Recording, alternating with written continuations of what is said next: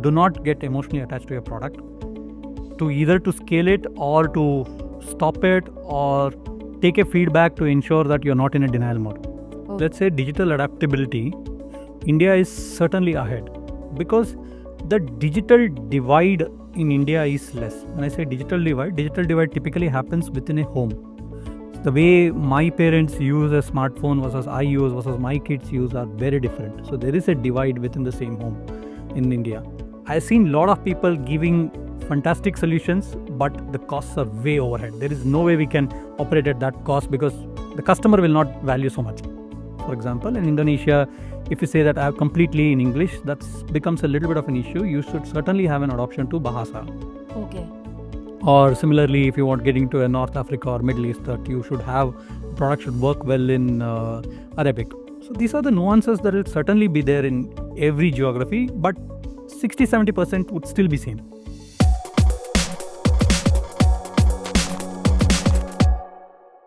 So today we have Vinay Sathyanarayan. He is the Chief Product Officer for International Subsidiaries at Perfios. I have been waiting for this conversation for a very long time. Two reasons. One is to give all the product managers an international perspective on how to design products, understand the geography, and also the second reason is how do each geography operate? They are so different culturally. So how do we take decisions to launch a certain product in certain place, right?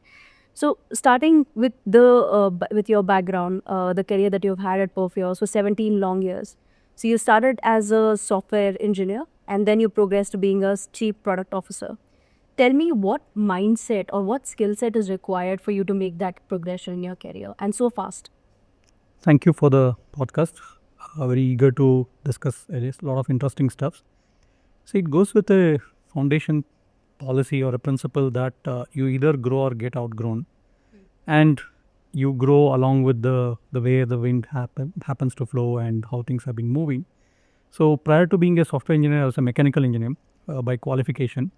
And one of the biggest difference I saw between a mechanical engineer and a computer science engineer is after placement, mechanical engineers would tend to work 6 days a week and computer science engineers would tend to work 5 days a week. So that extra day was a big thing. So hence decided to give it a shot at computer science companies or information technology companies, and then landed my first job. And then my second job happens to be Perfios, where I spent significant amount of time at for about 17 years. Culturally, Perfios has been a very open culture. If you look at the way Govi, Dchak and Ram operated the way is, anybody can throw up any idea, and if they are completely committed to it and there is value in that idea, you get a free hand to execute it. Not only be a part of it, but completely take the ownership and execute it. So when you start as a software developer and then start writing code for various things, it opens up an entire new horizon that here is something that I want to try. There are people backing me. They won't judge me if I fail. And the better part is, even if I fail, they'll give me another opportunity, which is fantastic. And that's what said to various things. And Perfios inherently has been an engineering-driven company for quite some time. And all the products initially we built were all engineering-driven. So there was a lot of pride in engineering, and then the product management comes into picture, and then the customer value and other things happened. So it was a fantastic journey to start from that and look at how the customer consumes it, what do they do it in a downstream, upstream, how do they plug Perfios systems, what else can we do it. When you start holistically addressing this, you tend to fall in love with the problem statement and the solution. Is this also part of the first principles theory that you always propagate and you say, correct, if you use first principles in product development, then you're going to have a way better product for the users that you're targeting. So what is this theory, if we can explain? See, the problem most of the products happen is they are driven by situations than by principles. Now, if I look at a principle, I'll just take a simple example. A customer says, I want a report of certain things. Now, if you take a first principles that any problem statement that comes to me, I'll just peel off all anonymity, ambiguity, and backlogs and anything that is there and just go to the bare bone truth and then start building it. If I were to build it, how would I build it? You will get a very different perspective of the problem statement. So the problem statement, the thrown, for example, a customer may say that I want a report. Now, when you start peeling it layer by layer, seeing that why does the customer want a report? what did they intend to do it, what is the downstream implication of it, how do they consume it, what if Perfios was not there, how would they do it, if for whatever reason this has been not working fine, how would they adapt to it, how would they build a resilience to it. When you start looking into it, it eventually outcomes saying that the customer wants to take a better decision. Report is an incidental outcome of that. Now, when you dig into a lot more details, the better decision report could be one part of it. There are 15 more things that the customer wants, and that can open up a big horizon of discussion and value creation for the customer. And that is the core principle of product development, where you go to the core of the problem, look at what is the pain of the customer, then an opportunity, and address that pain. If that is addressed, then the rest of them will fall in place. You make it sound very simple, but there's one more thing that is coming up in my mind. When you decide to make a product, there's a big curveball that is thrown at you, right? With regulations, with maybe competitors, with even the events that are happening in the country. How do you decide that in first principles, do you accommodate these factors as well, or is it like a post de facto? Now, anything with regulators and data privacy or information security has to be there from D0. There is no way you can say that I'll start a product and then figure out what needs to be done for regulations or compliance or security part of it. That is always there baked in. Competition, the way to handle is you get better at what you do. You go deeper at what you do and solve the problem comprehensively. That's a better way to handle competition than worrying competition has got a feature, should I have that feature? Competition has got something else, should I do that? Sometimes people play catch up. Like, hey, these are 2 new features in the market. Should we develop this or should we go with something of our own? How do you decide that? See, there is a lot of FOMO that typically happens in it. Now, you eliminate that FOMO, see what is the value addition, then you get to the answer to it. The problem is we live in a bias that there is a FOMO, a competition has added a feature, I should immediately change everything in my priority to add that. It will come at a cost of something else. So this is something, if you eliminate the FOMO, if there is a value addition that the customer actually feels by taking this feature or taking this enhancement or taking a complete new product, etc., let's do that. But if it is purely done because of FOMO, that you have 15 features, I have 13 features, that's not a comparison. That's how typically today, if you look at an overcrowded auto industry works, is everybody is saying that I have a wireless charger, I have a start button, etc., irrespective of the engine capabilities. So in any product that you've developed in your career where you actually took into consideration, but like you said, go deeper rather than go wider, add multiple things that are not even required for the customers versus go deeper and create a value where the customer will actually pay for the value that you created for them. So any product that you've developed in your career which actually stood out and you would like to explain this theory in practical example? Sure. There are a couple of them, whether it is a bank statement analysis or a GST analysis or income tax analysis, and then the entire account aggregator where we built the FIP, FIU stack, etc. There was an interesting thing that happened in 2020-21 where the entire account aggregator started evolving quickly. COVID certainly helped in that way. The banks were pushing more for digitization, and was rightly set for success, account aggregator, because there was a regulatory blessing that was there, and everyone knew that this is the way forward for a way to exchange data, because like money, data is useful only when you exchange it. Keeping the data like money under the pillow won't help. Yeah. Now, while the principles are laid for this, now how do you accelerate, how do you evangelize with customers, what needs to be done, etc. So there was a significant push from the regulator, fortunately, and SROs like Sahamati and others who were saying that this is something that way forward as a part of the digital public infrastructure India has to adopt it. Now, how do you build about it? One, you can say that you have a compliance, the regulator is pushing, let's do it, you have to do it. The other one is, do I really solve the problem for it? Now, in my sense, the way I looked at it and solved the problem is, there is a very popular electronics store in Jayanagar. Okay. So, once you enter that store, let's look at I am a customer. So, any problem that we solve has to adhere to let's take if it is a lending, has to adhere to a borrower, has to adhere to a user, has to adhere to a buyer. Yeah. I'll explain these personas. Now, let's say a buyer is a bank. Bank says that this is a value addition, I want it. A user is someone who is a foot on street, probably an employee of the bank, who is using your product, whose day-to-day life depends on the product. A borrower is someone who wants to take that service. Now, let's take this store. Let's look at how the story goes. I spent a day or two in that store, where a customer comes and says that I want to buy a washing machine. Now the customer looks at all options, features, whatever that is the case. Every competition offers the different features like the way we spoke about, and then says that this is the washing machine I want to buy, and negotiates the price, negotiates the exchange value, etc. Whatever offers that are there. Now the customer has fallen in love with the product, which is the washing machine here. I'm just taking an example. Now at that point in time, there are about 8-10 people outside the electronic store who are ready to give customer a loan, different banks, different NBFCs, etc. So they get him to say that, give me certain details, I'll ensure that you get a loan and you take whatever washing machine that you have fallen in love with to your home. Now the customer gives certain information, and at that point in time, the customer needs a loan to buy washing machine. It may not matter in a big way who in one of them 8 gives him a loan. Okay. Because I need a washing machine at whatever favorable price that I have. Now, many of those customers, many of the banks, NBFCs that are out there will be using Perfios in one form or the other.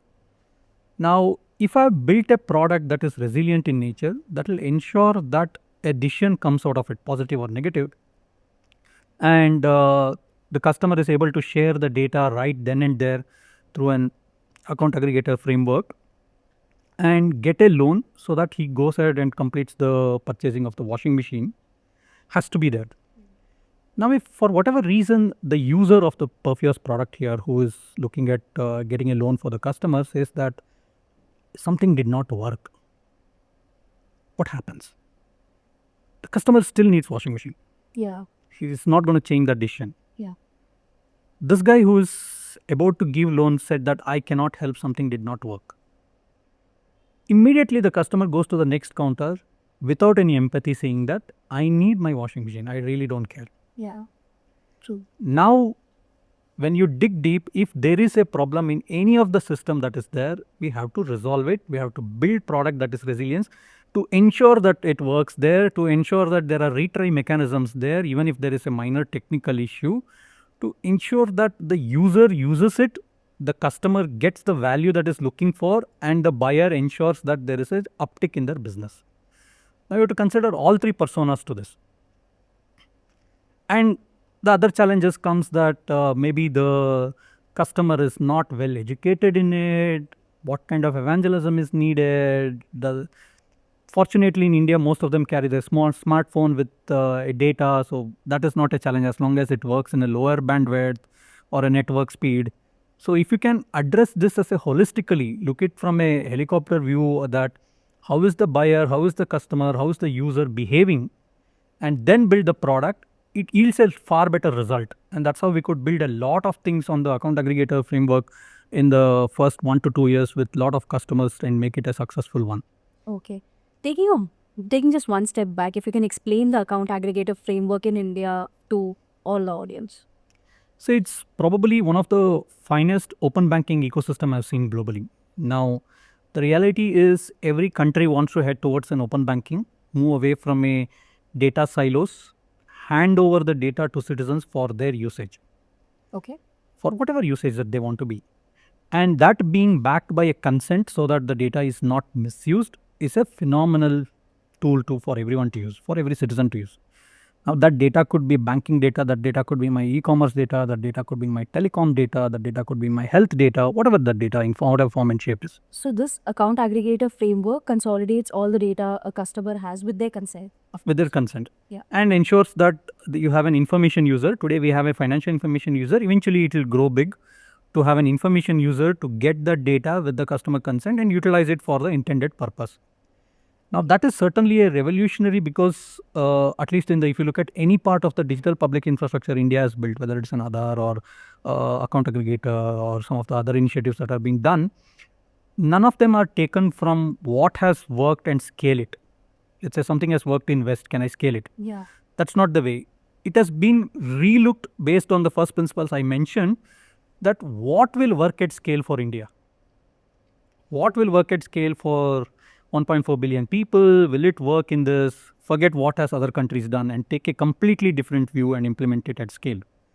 Because the challenge that we see whenever we interact with a lot of Western systems in place or things, the scale they handle is extremely less. The value may be much higher, definitely, but the scale per se they handle is way too less. That may not work for India.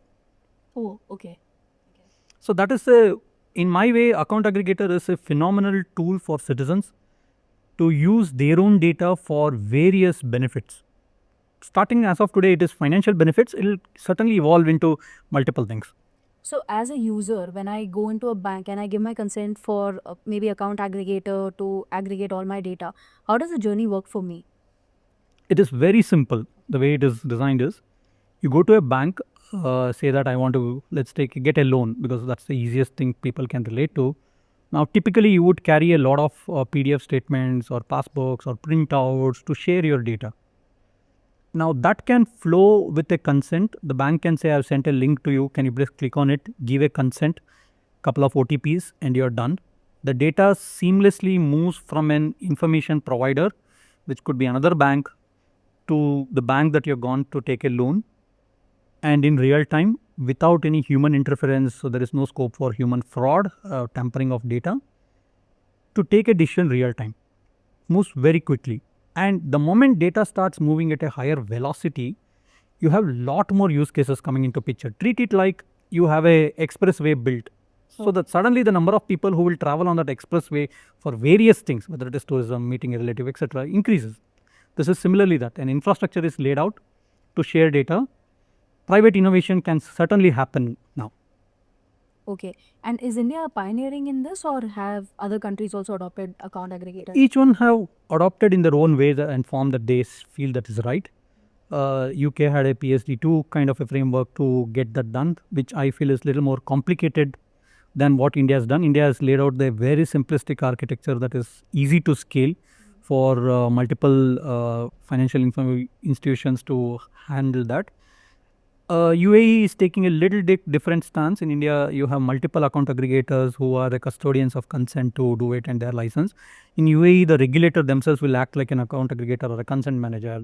So there are changes that each country will take according to their need, and this is something that I've observed, that no country is now taking things that have worked in another country just as a copy paste. Wow. They really evaluate if it does it really work culturally for them, does it really work at a scale that they want to operate and the regulations that they have, and then build on top of it. Interesting. That we pivot to the favorite section of the conversation, where I actually want to ask you about each specific region. Like M-Pesa in Kenya was a digital payment app, and they had millions of customers after it almost skipped the entire credit card generation in the country. So when you're taking your backend or the layer of platform for them, how does it impact that particular region? How do you penetrate that region which is already a step ahead of legacy systems? See, every country has done a leapfrog in various forms.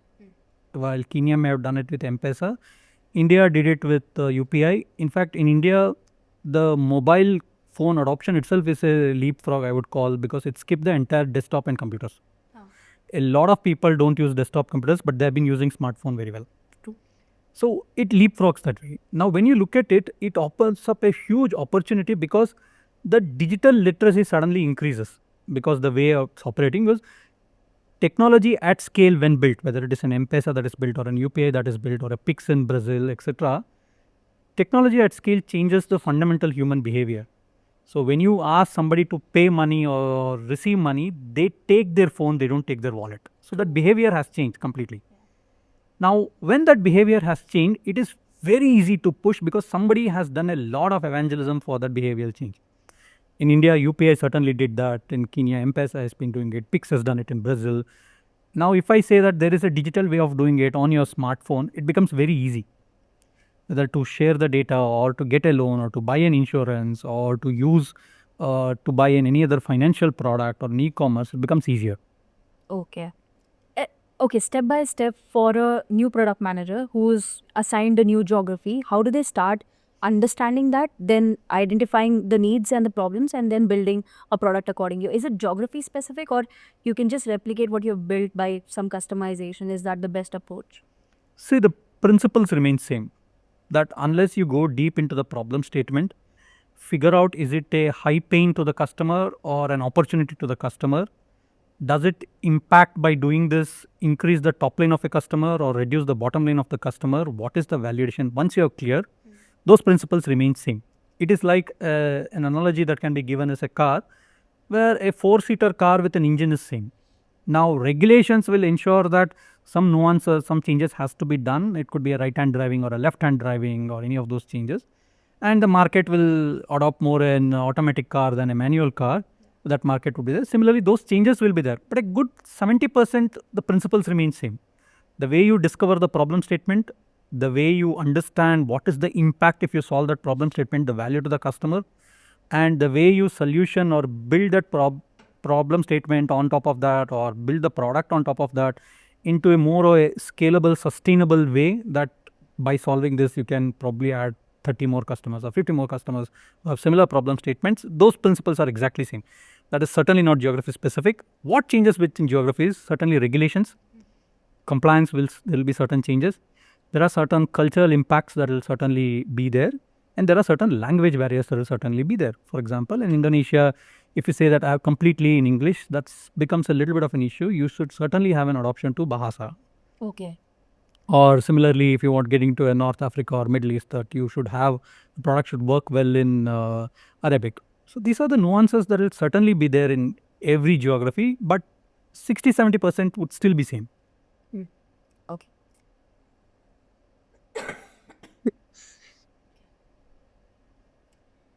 So considering all the geographies that we operate in, which is your favorite pick? Like the easiest to get in? Every geography has its own challenges. What is your one favorite? No, I don't want to discriminate that way. The reason is each geography poses its own challenges. Each geography gives certain amount of opportunity, and if you deliver value and with trust, each geography will love you back. Okay. So that's the way I would see it is. Obviously, it's a question of priority and reach of distribution and familiarity that we tend to choose one geography over the other.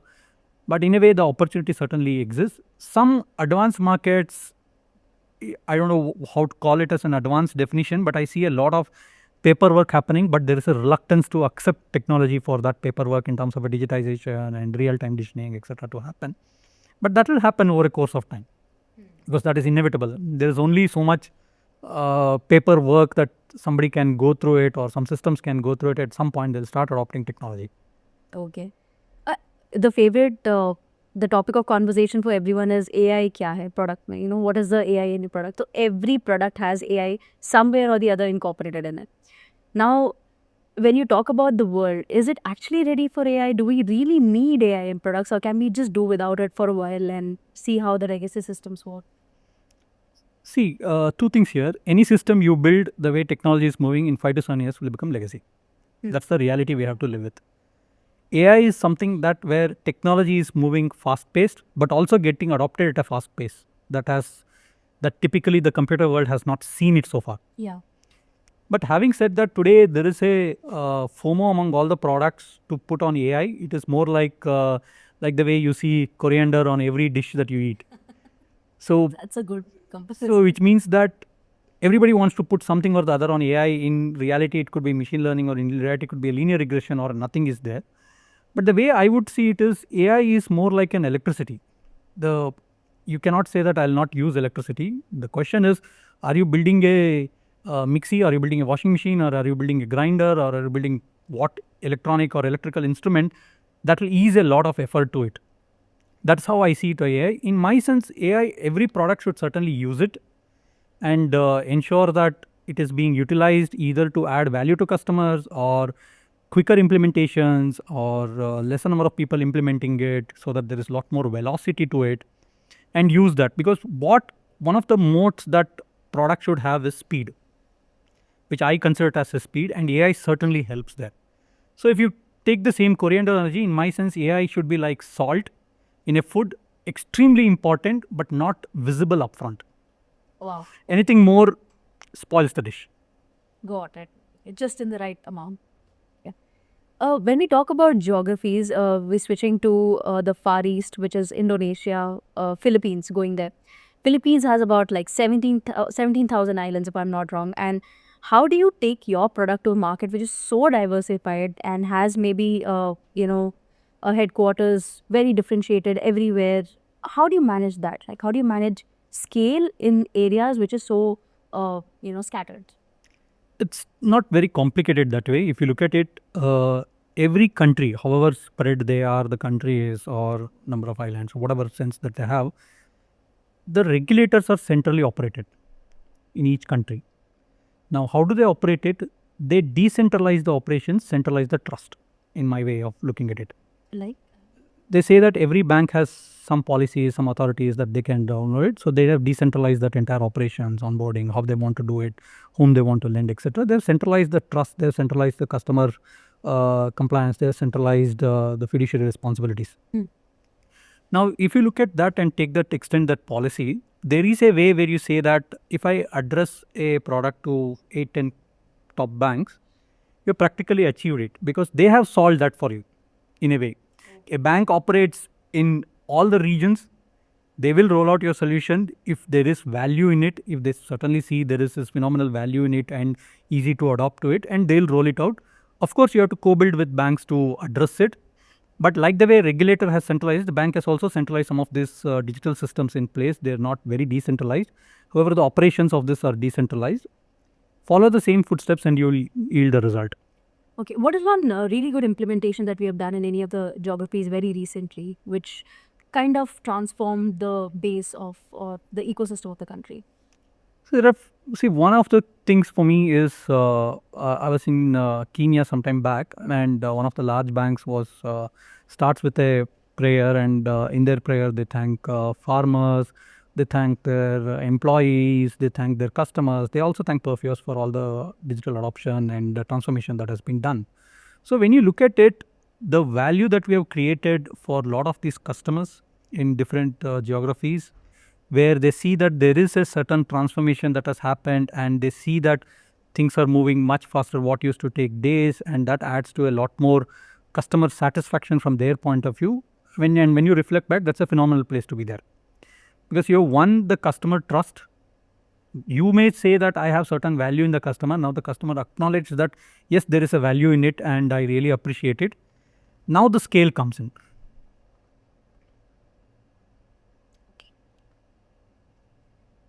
So, people sometimes say that Singapore is the hub of transformation that is happening. Some say it's Vietnam, some say it's Indonesia. So, if we take all these regions into account, how is the skill of the people who are there? If you locally want to build maybe a setup there, or two, how is the adoption and are they much farther from India or in comparison? Because I'm trying to understand where does India stand with the rest of the world in terms of financial inclusion and also digital adaptability. See, these are two different things. Let's say digital adaptability, India is certainly ahead because the digital divide in India is less. When I say digital divide typically happens within a home. The way my parents use a smartphone versus I use versus my kids use are very different. So there is a divide within the same home in India. But that division for the basic usage of banking services, payment, etc., is very less. So my parents also use banking services on their phone. The elder people uses banking service on their phone. You see those QR code payments immediately that's happening, whatever apps that they use to do that. So in that way, the foundation for any digital transformation has been set in India. So if you want to push a simple case that people who are retired, they want to give a living certificate every year. Okay. The number of people who go to branch has come down less because now they do a video KYC. So there is now this is an elderly senior citizen person who is doing a video KYC that they are getting more comfortable with it, which adds a phenomenal value for products to be built on the digital side because the base infrastructure now exists. People know how to use apps, people know how to use the mobile phones, and the data is available at a cheaper cost. And now there is sufficient evangelism being done by government and various things on cybersecurity, etc. So there is this phenomenal acceleration that happens. Now it will go much faster in terms of seeing commerce, quick commerce, and various things that are coming into picture. Now, if you look at some of the other geographies, especially the advanced one, the digital divide is far more. So there is a bit of a hesitance to accept the newer changes. They tend to do the old traditional way, and there's we seem to be fine because they, unlike India, don't have the challenge of scale that comes into picture. Now imagine a million people in Bescom going to make the payment. There is no way Bescom can handle it. True. But that's not the case there. However, the amount of innovation that are happening in India, I see that the amount of innovation happening in Singapore is also same. So there are a lot of finance or fintech innovations that are happening, different investment products coming into picture or KYC products coming into picture, and utilization of that, creating bank accounts, etc. are happening. Some countries are little slow. The good part of what I see in Southeast Asia, Middle East, North Africa, and some of the other geographies is every country has started it. No country is at zero. Every country has its own velocity, considering the push from the government, considering the way culturally they have been operating it, etc. But some countries are far ahead, some countries are little slow, but no country is at 0.0 now. Got it. You did point out about Brazil having a very good open banking infrastructure. Can you shed more light on that? Sure. Brazil started this PIX more of a payment part in about, I think, November 2020 or somewhere around that. More, and COVID situation actually helped them because of the cashless payment going through that cycle. And they suddenly jumped that. The amount of adoption that happened in Brazil suddenly outgrew the way UPI grew. Okay. Now it is getting close to close. But the time period they took to scale was far less and phenomenal, backed by the regulator, which is certainly a case study that everybody has to look at as to how to make a payments at such scale. UPI did a phenomenal job. Brazil did that job in much lesser time. Get that. Okay, so we've covered almost the first principles of product management. Now, talking about skills at a global level for a product manager, what are the top 4 or 5 skills you would recommend they build on or they have when they are looking out for a job or even to grow in their careers? See, fundamentally, you should have, may not be 4 or 5, but let's put it that you should certainly have curiosity as to why something is being done. Feel free to question why something is done. Repeat that question unless you're convinced of it. Get to the basics, uncover the truth. Unfortunately, the truth is hidden somewhere between layers of BRDs, PRDs, and all of those things. So you have to get to the truth, why something is being done. Then address, do you see that is it a pain for a customer or is it an opportunity for the customer? And what value addition to the customer is the customer getting by doing this? Is it increasing the customer's business? Is it saving them bottom line? What is that? Or it is just streamlining process? Or there is a compliance checkbox that the regulator has and they have to do it. Understand why you have to build it and what is the reason for the customer. Then comes, what is the value that I can add to the customer? Have I created something that is comprehensive in nature? And my principle of always building this is the design of the product should be for the next 4 years or 5 years at the long-term vision. The implementation can be broken to get a quick POCs done, etc. Don't disrupt the design. Otherwise, you're constantly changing it like a UI UX that we see in apps that every month there is a change to it, which creates an issue. So create the design with the product vision, implement, break it into much smaller pieces so that for 2 things. One, you see a quick win, that there is value in delivering it, the customer adopts to it, and the customer, there is a lot of evangelism on the customer side also has to be done. They are going to their own transformation. And you also know what is my stop loss if things don't go well, than investing it a full time, probably a 30-member team to do it, and then realizing that this didn't work because of whatever reasons that didn't work. It is fine to fail, but always have a stop loss as to at what point should I stop if it's not going. And the last point I would like is, please don't be emotional with your products. Oh my God, that's so difficult, but yeah. Because that's the reality, that the moment you're being emotional in it, the counter effect of that, what will happen with that is you start living in a denial, saying that I somewhere think that the product I have built is the best in the business. And I want to live with that feeling, and I start behaving in a mode of denial, and because of your attached emotions, and that will lead to a path of a self-destruction. That happens with everyone. That happened with me as well. Though I'm not in the product development side of things, but product marketing, it did happen with me. I got so attached to one particular product that despite the fact that the product was not a great one, we just kept pushing it as much as we could. And then even today we have a, sort of a denial where we say, no, it's still the best product in the market. So how do you detach yourself from the product? It's so difficult to do. No, somewhere when you build a product, think that this has to be institutionalized. Someone else will drive it. You may not be driving it. Detach yourself emotionally. Ensure that the rest of the things are in place. You can put your passion. Somewhere people get confused between passion and emotions. They are not. Okay. They are not. Passion is something that I have to get this goal. I'll give my best effort. I'll put 18 hours a day, whatever time that it takes to ensure that it is delivered in the most perfect fashion. Emotion is something I'll keep closer to the heart. Whatever that it takes, I'll not remove it from my heart. Now, emotion is an issue that's why I mentioned that's one of the last point is do not get emotionally attached to your product. To either to scale it or to stop it or take a feedback to ensure that you're not in a denial mode. Okay. This is a process of maybe working on a particular product, but when somebody comes to you for a job interview, what are the things that you look for in a candidate? See, I typically put up in a very constrained way, saying that there is a problem statement you have to solve. Okay. There are budgetary constraints. You have to innovate with a lot of frugality into picture. How do you do that?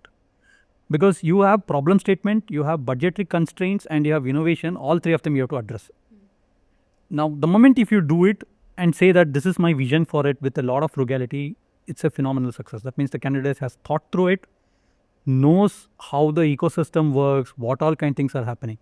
I've seen a lot of people giving fantastic solutions, but the costs are way overhead. There is no way we can operate at that cost because the customer will not value so much. How is it in, do you hire for international market as well? I'm sure you do, right? So how is it different? Like, what do you see talent, or how do you see talent being different in countries like India versus countries in Southeast Asia, perhaps? I don't see a huge talent gap in such way. Maybe the number of people available in India for a certain skill is higher compared to other geographies, certainly, because of the sheer volume that we have. But the way I would look at it is again go back to my first principle, saying that do you understand this nuances of building a product, scaling it? The skills needed for a 0 to 1 or 1 to 10 or 10 to 100 are very different. So ensure that at some point product managers are great collaborators. Yeah. They have to work with multiple teams without any authority.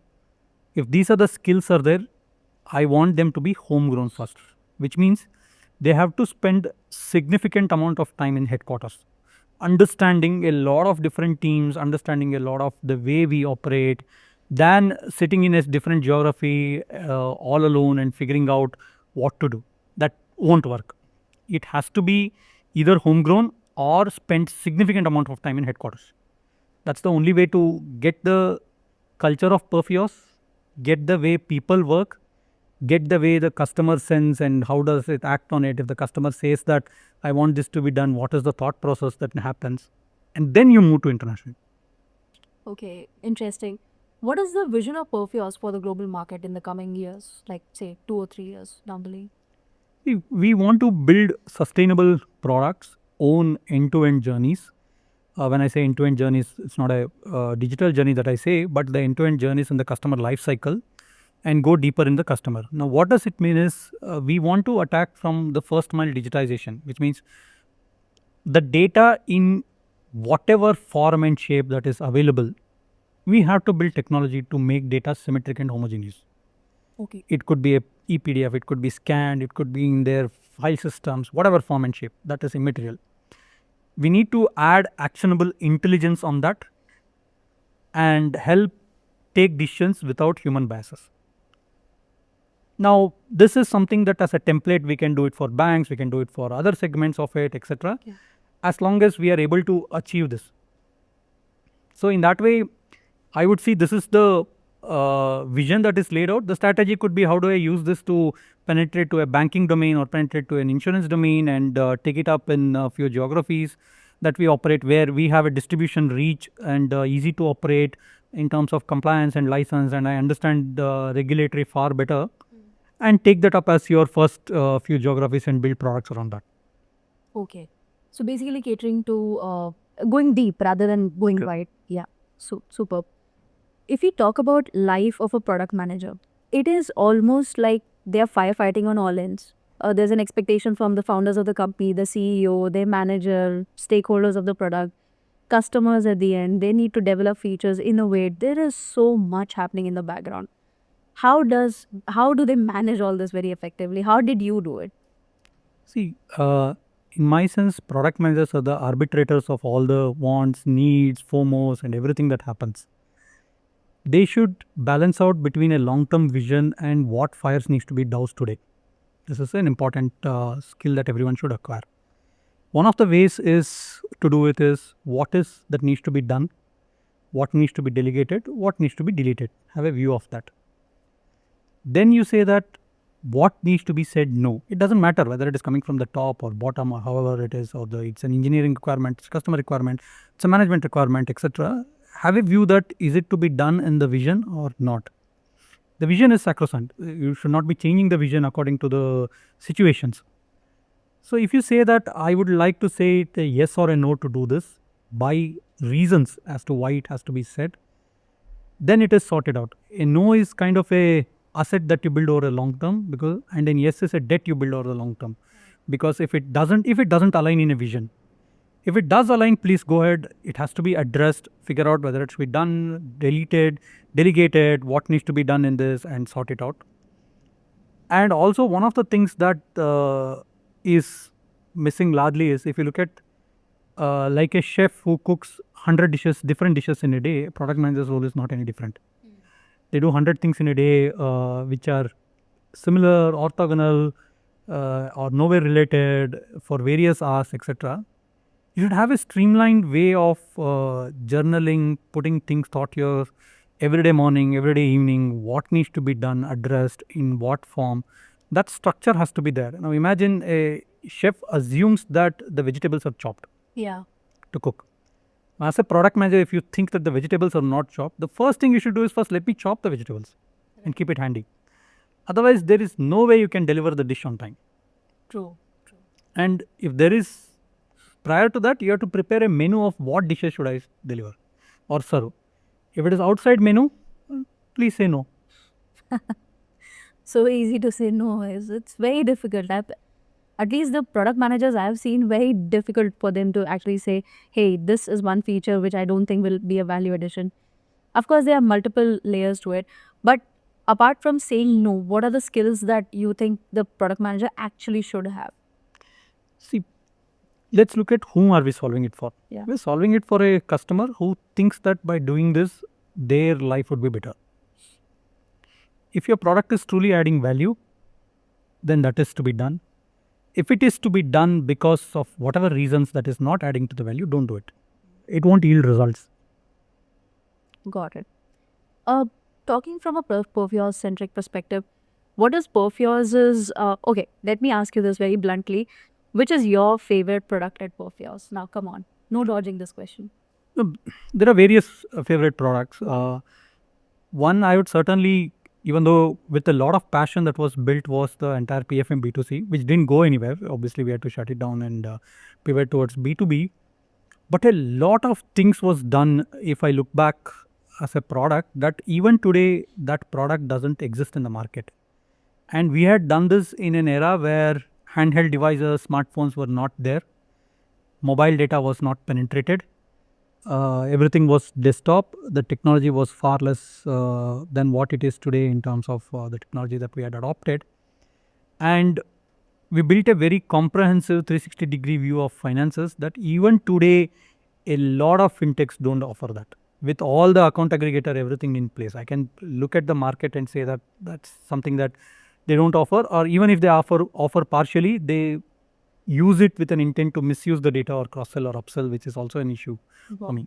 So for me, that has been built, that was built with a lot of passion, a lot of commitment and to value to customers.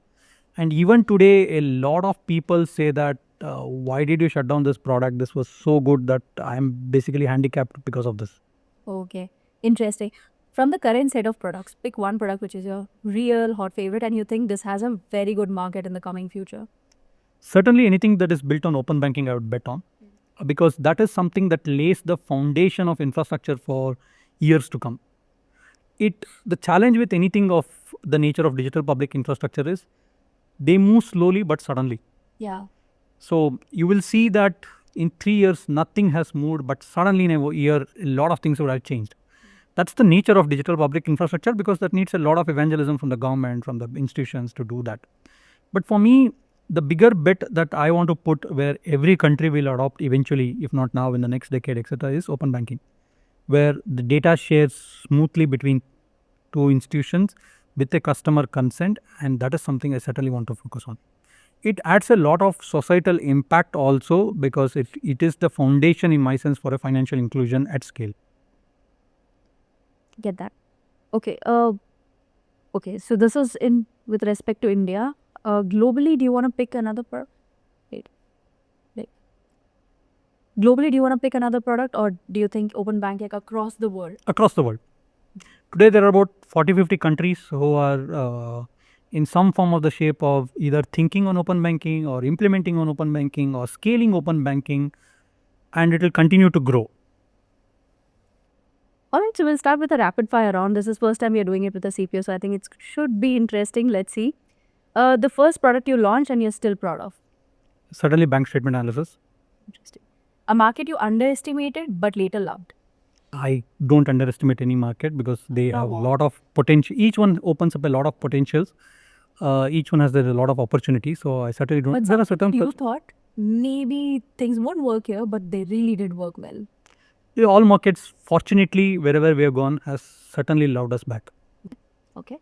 One cross-cultural misunderstanding that changed your perspective. I don't say it as a misunderstanding, but in a lot of countries we operate, the expectation of a customer experience is really very polite, humble, and there is a lot of empathy. If we say that I'll get that done by tomorrow, they say, oh, I do understand, etc. Which certainly in a situation like, or countries like India or some of the other geographies also, where the customer expectation or experience is very high demanding. Oh yeah, true. So that is something that, in my sense, that gives me a lot of peace to operate, a lot of room to operate, a lot of course correction to do in some of these geographies. Interesting. Your favorite productivity or collaboration tool that you use every day? I use Notion a lot. So in terms of my to-dos or notes or journaling, I do journaling. And now we do a lot of audio recording and put it back to Notion. So for me, Notion is my bread and butter. Interesting. Okay, a book or a podcast you would recommend product managers read or watch? It is not a product manager book. I don't generally read a lot of these B-school books and product management books and all other things. But there's a book by Gurucharan Das called The Difficulty of Being Good. It's a very complex scenario taken with a Mahabharata tale in terms of how ethics, morals, dishing, all of them has to come together. It's a very good read that for me, every time I read once in 2 years or 3 years, it gives a very different view, very different perspective of how things are. A lot of things that we also face in every day, where the morals has to be very high standards, the ethics has to be very high standards. You have to take certain decisions that you may not be comfortable for the team to carry on, yet you have to do it. How do you balance it out? So in my sense, for me, the favorite book always has been Gurucharan Das, The Difficulty of Being Good. Interesting. So in the financial ecosystem space, if you have to give three things people should be aware of, like on an everyday basis, what would that be? Certainly regulations. You have to be aware of it. Second, there is a change in customer behavior pattern. What I mean is the attention span of a customer is shrinking. So you have to ensure that you grab the attention before a social media notification comes and that grabs it. So you have to certainly balance it out. The third one is, which is true for India and also for other geographies, there is always an urban English-speaking nuance and a regional community that operates it. You have to build both for both. There is no way you can exclude one and include one unless you are in a lifestyle business. Get that. One question which again comes to my mind is, say if my dad today, right, he doesn't go to a bank branch like he used to almost every day to deposit money, to get the checks submitted. It's all online transactions and it happens in minutes. How is Perfios impacting that particular journey, or in any instance for that matter? If you want to pick one individual who's walking the streets of India today, how is Perfios directly impacting them? See, at least the way I look at it is, if you are doing a banking transaction digitally between Perfios and Clarify and Credit Nirvana, in whatever sense, there is a very high probability that you are touching a Perfios system. Whether it is for a fraud detection that has happened, whether you have swiped your ATM machine, whether you have done a credit card transaction, wherever it is, or you are looking for your KYC to be done or analysis to be done, there is a very high probability that you are touching Perfios systems. May be visible, may not be visible.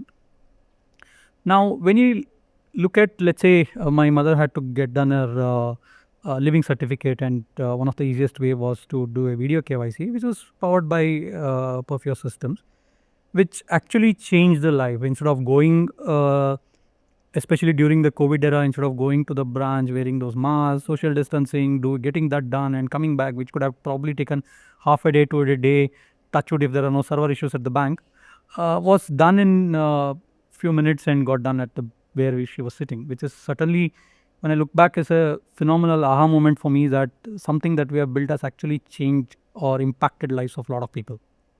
Very nice. And that's why we're proud to be associated with Perfios. Certainly. Yeah. So thank you, Vinay. Thank you so much for this very insightful podcast. I think it's going to be a great help to anyone who wants to understand the entire financial ecosystem across the world.